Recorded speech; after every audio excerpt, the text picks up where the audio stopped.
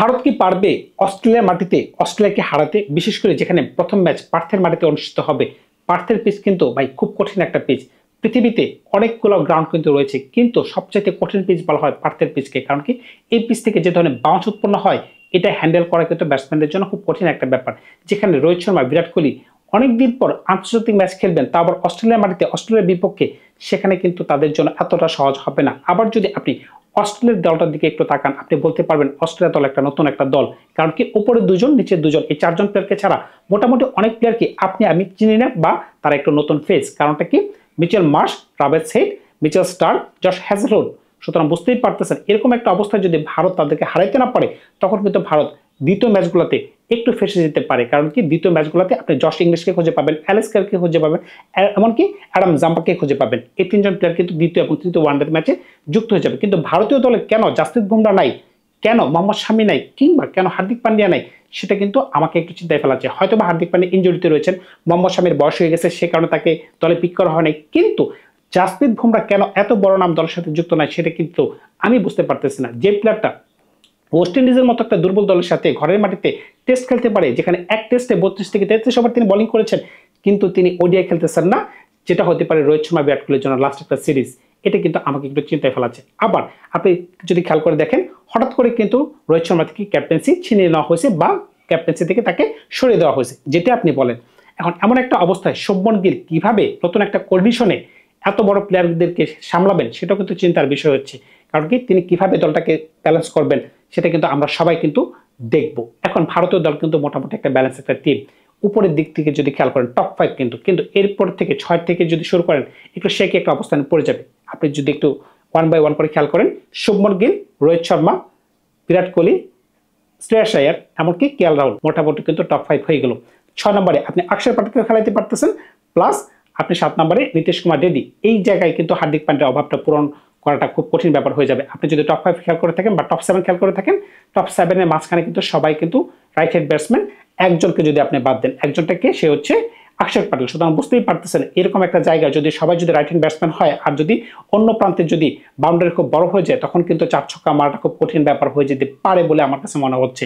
এখন যদি আপনি নিচের দিকে আসেন, এখন 8 নম্বর পজিশনটা ইন্ডিয়ার জন্য খুবই ভাইটাল একটা পজিশন। কারণ যেহেতু পার্থের মাঠে খেলা, যেখানে বাউন্সের কারণে আপনি ব্যাটসম্যানের উইকেট ফেলে দিতে পারেন, ওইরকম একটা জায়গায় 8 নম্বর পজিশনে যদি কোনো ব্যাটসম্যান যদি ব্যাটিং করতে না পারে, তখন কিন্তু ভারত একটু ফেসে যাওয়ার মতো পরিস্থিতি তৈরি হতে পারে। এখন ভারত কি হর্ষিত রানার মতো অলরাউন্ডারের পেছনে যাবে? হর্ষিত রানাকে অলরাউন্ডার বলা যাবে না, কিন্তু তিনি টুকটাক ব্যাটিং করতে পারেন। আমরা কলকাতা নাইট রাইডার্সে দেখেছিলাম তাকে। এখন গৌতম গম্ভীরের পছন্দের প্লেয়ার, কিন্তু তিনি অনেকে সেটা দাবি করতেছেন, কিন্তু মোটেও বিষয়টা এরকম না। তিনি কিন্তু তার যোগ্যতা দিয়ে দলে আসছেন, কিন্তু এখন 8 নম্বর পজিশনে কি হর্ষিত রানা খেলতে পারবেন, নাকি ওয়াশিংটন সুন্দরের দিকে যাবে? এটা কিন্তু ভারতের কোটি টাকার প্রশ্ন হয়ে যাবে। আবার এটা যদি মনে করেন ভারতীয় কন্ডিশনে খেলা হতো, এতটা চিন্তার বিষয় ছিল না। কারণ কি, ভারতীয় কন্ডিশন বা এশিয়ান কন্ডিশনে খেলা হলে শুধুমাত্র 1 থেকে 2 জন পেস বোলার যথেষ্ট, বাকি বলার কিন্তু বরুণ চক্রবর্তী, কুলদীপ যাদব, তারা কিন্তু মিলেঝিলে করে দিতে পারতেন। যেহেতু অস্ট্রেলিয়ান কন্ডিশনে খেলা, তখন কিন্তু একটু ঝামেলায় পড়ে যেতে পারে। যদি 6 নম্বরে অক্ষর প্যাটেল খেলে, 7 নম্বরে যদি নীতিশ কুমার রেড্ডি খেলে, 8 নম্বর পজিশন আরো ট্রিকি হয়ে যাচ্ছে। কারণটা কি, ইন্ডিয়ার দলে কিন্তু একটু ব্যাটিং প্রয়োজন হবে। যেহেতু পার্থের পিচে খেলা, পার্থের পিচে কিন্তু এক্সট্রা বাউন্সের কারণে আমি প্রথমেই বলেছিলাম, উইকেট কিন্তু আপনাদের টপটা পড়ে যেতে পারে। এটা যে কোনো দলেরই পড়তে পারে ভাই।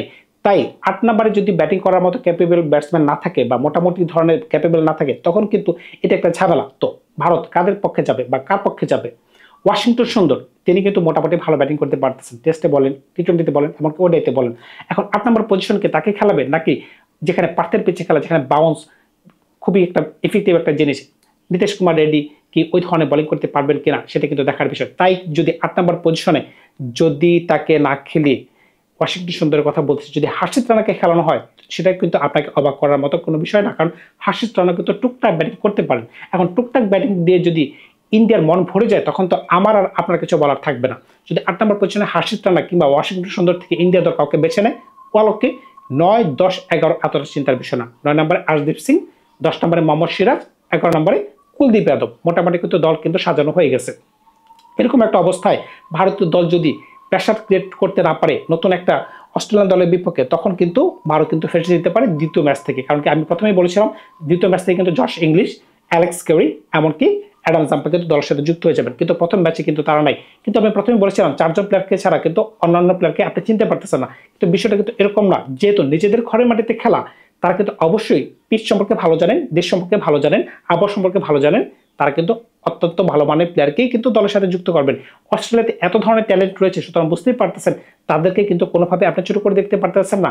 তাছাড়া ম্যাথিউ শট 3 নম্বরে খেলতে পারবেন, এমনকি ক্যামেরন গ্রিন এই প্লেয়ারটাকে কিন্তু অস্ট্রেলিয়া খুবই হাইলি রেটেড করতেছে। আমার কাছে মনে হচ্ছে বা অস্ট্রেলিয়া দাবি করতেছে আগামী 10 বছর পরে তিনি one of the best allrounder হয়ে যাবে, যেটা বর্তমানে বেন স্টোকস রয়েছেন, কিছুদিন আগে ফ্লিনটফ ছিলেন, এমনকি এর কিছুদিন আগে জ্যাক ক্যালিস ছিলেন। হয়তোবা তিনি ওই সারির বা ওই কাতারের কাছাকাছি হলেও তিনি চাইতে পারবেন বলে অস্ট্রেলিয়ানরা দাবি করতেছে। সুতরাং বুঝতেই পারতেছেন এই প্লেয়ারটিকে কিন্তু আপনি ছোট করে দেখতে পারতেছেন না। এরকম একটা অবস্থায় যখন অস্ট্রেলিয়া একটু ভালো খেলা শুরু করে দিবে তখন কিন্তু ভারতের জন্য একটা বিপদ সংকেত হয়ে যেতে পারে। এখন ভারত কিভাবে জয়লাভ করতে পারে? ভাই, যেহেতু আপনাদের বোলিং একটা দুর্বল, এটা আপনাকে মানতে হবে। যেহেতু আপনাদের দলে জাসপ্রীত বুমরা নাই, হার্দিক পান্ডিয়া নাই, মোহাম্মদ শামি নাই, সুতরাং এরকম একটা অবস্থায় যদি আপনারা প্রথমে ব্যাটিং করেন, এটাই হচ্ছে আপনাদের জন্য একটা ভালো একটা দিক হবে। যদি আপনারা কোনো মতে 320 থেকে 330 রান করতে পারেন, তখন কিন্তু আপনাদের বোলিং অ্যাটাক দিয়ে তাদেরকে আটকানোর একটা সুযোগ আপনার তৈরি হতে পারে। আপনি যদি পরে ব্যাটিং করেন আর যদি অস্ট্রেলিয়া কোন রকমে 320 330 করতে পারে, তখন কিন্তু বিরাট কোহলির জন্য চেস করাটা একটু কঠিন হয়ে যাবে। কারণ কি, আপনি কিন্তু অনেকদিন ধরে খেলতেছেন না, এটা কিন্তু আপনার মাথায় রাখতে হবে। রোহিত শর্মা, যে কিনা আপনার থেকে কয়েকদিন আগে মাত্র ওডিআই ক্যাপ্টেন্সি চিনিয়ে নেওয়া হয়েছে, এটা কিন্তু আপনার মাথায় থাকবে। এই ধরনের প্রেশার নিয়ে যে আপনি বড় ম্যাচে খেলতে পারবেন, এটা অবশ্যই বড় একটা ম্যাচ। কারণটা কি, হইতে পারে রোহিত শর্মা বিরাট কোহলির জন্য এটা একটা বিদায় একটা সিরিজ। এই কারণে রোহিত শর্মা বিরাট কোহলি যেহেতু একটা বিদায় সিরিজ, তাদের জন্য কিন্তু এটা একটা ফাইনালের মতো ম্যাচ মনে হবে। প্রত্যেকটা ম্যাচে মনে হবে যেন ডু অর ডাই ম্যাচ, আমাদেরকে ভালো খেলতে হবে। হঠাৎ করে কিন্তু বিরাট কোহলি একটা টুইট দিয়ে জানিয়ে দিলেন যে আমি একটু লম্বা সময় ধরে খেলতে চাই। কিন্তু এই টুইটটা যদি তিনি আজকে থেকে 6 মাস আগে দিতেন বা 1 বছর আগে দিতেন, তখন কিন্তু তার আজকের দিনটা দেখতে হয় না। আজকের দিনটা বলতে হচ্ছে তিনি কিন্তু যে কোনো সময় ভারতীয় দল থেকে ছিটকে পড়ে যেতে পারেন। এটাই কিন্তু চরম বাস্তবতা। কিন্তু তিনি যদি ওডিআই ফরম্যাটটাকে লম্বা সময় ধরে খেলতে চান, তাহলে তাকে একটাই কাজ করতে হবে, প্রত্যেকটা ম্যাচে তাকে ভালো রান করতে হবে। কিন্তু ক্রিকেট এমন একটা খেলা, আপনি প্রত্যেকটা ম্যাচে ওই ধরনের রান কিন্তু করতে পারবেন না। এখন এরকম একটা চরম বাস্তবতা অবস্থায় কোহলি কোন ধরনের পারফরমেন্স দিতে পারে, রোহিত শর্মা কোন ধরনের পারফরমেন্স দিতে পারে, এটা কিন্তু আমাদের দেখার বিষয়। এখন রোহিত শর্মা ক্যাপ্টেন্সি ছাড়া কিভাবে দলে খেলতে পারবেন, কিংবা Shubman Gill as a new captain কিভাবে তাদেরকে হ্যান্ডেল করবেন, সবকিছু কিন্তু এবারের সিরিজে আমরা খেয়াল করতে পারবো। আপনি যদি কোনোভাবে যদি মনে করেন যে অস্ট্রেলিয়া দলটা দুর্বল টিম, কোনোভাবে কিন্তু সেটা আমি মানতে পারতেছি না। কারণ কি, নিচে যদি আপনি তাদের বোলিং খেয়াল করে থাকেন, প্যাট কামিন্স তো নাই, প্যাট কামিন্সের জায়গায় ন্যাথান এলিস খেলবে, উপরে তো মিচেল স্টার্ক, এমনকি জশ হ্যাজেলউড আছে, এমনকি কোনাম্যান কিন্তু ভালো বোলিং করতে পারতেছেন। দ্বিতীয় ম্যাচে কিন্তু জাম্পা তো চলিয়ে আসবেন। সুতরাং বুঝতেই পারতেছেন অস্ট্রেলিয়া টিমকেও কিন্তু যেহেতু পার্থের মাটিতে খেলা, তাদের হোম গ্রাউন্ডে খেলা, আপনি তাদেরকে কোনোভাবে ছোট করে দেখতে পারতেছেন না। যদি ইন্ডিয়া প্রথমে ব্যাটিং করে রান করতে পারে, তখনই একটা পসিবিলিটি থাকবে যে তারা জয়লাভ করার। অন্য কোনো পন্থায় ইন্ডিয়া হয়তো বা এই ম্যাচটি জয়লাভ করতে পারবে না। যদি আপনি আমাকে সরাসরি প্রশ্ন করেন যে আজকের ম্যাচে কে বেশি ফেভারিট, আমি অবশ্যই বলবো যে অস্ট্রেলিয়া ফেভারিট। কারণ কি, পার্থের মাটিতে খেলা, যে পিচে রান করাটা টাফ, এমনকি অস্ট্রেলিয়া নিজেদের ঘরের মাটিতে খুব ভালো খেলে থাকে, তাই আমি অস্ট্রেলিয়াকে ফেভারিট ধরে রাখবো। ধন্যবাদ সবাইকে, ভালো থাকবেন। আপনার নতুন কোনো গল্পে খুব শীঘ্রই হাজির হবো আপনাদের সাথে। বিদায় নিলাম আজকে।